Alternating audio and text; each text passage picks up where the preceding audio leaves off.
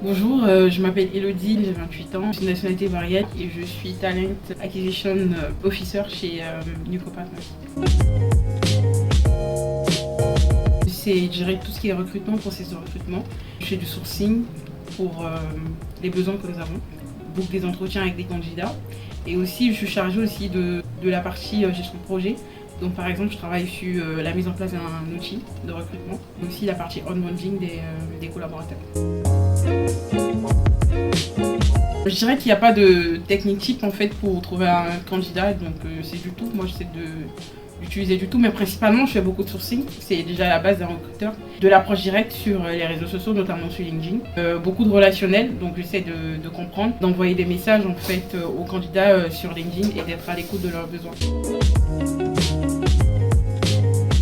C'est une très bonne question parce qu'en fait aujourd'hui, faut dire que notre stratégie elle est plutôt bonne. On est toujours en train d'innover. Là, on est en train de travailler sur un process qui vise à mettre en place un outil en fait qui va nous permettre de pouvoir mieux recruter, qui va nous permettre aussi de pouvoir réaliser tout ce qui est marque employeur et fidéliser en fait nos collaborateurs en interne. Je compte pas. Parce que j'en passe énormément déjà. Il faut dire que dans le métier on appelle beaucoup, mais on n'a pas forcément de retour positif derrière. Donc direct comme ça je peux pas évaluer. On a quand même beaucoup de candidats qui sont pas forcément à l'écoute, donc on peut appeler par exemple 20 candidats. Et sur les 20 on peut avoir peut-être 2 ou 3, parce que c'est parfois lié au métier, à l'IT, et qui est très concurrentiel et c'est pas facile d'avoir les candidats au téléphone.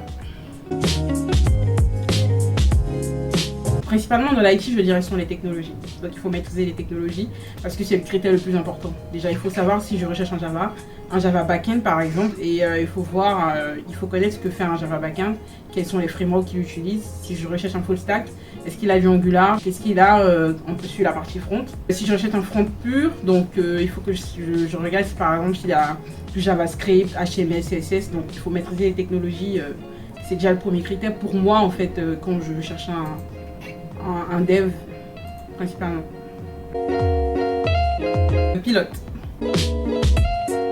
Vivo Perley de Andrea Bocelli.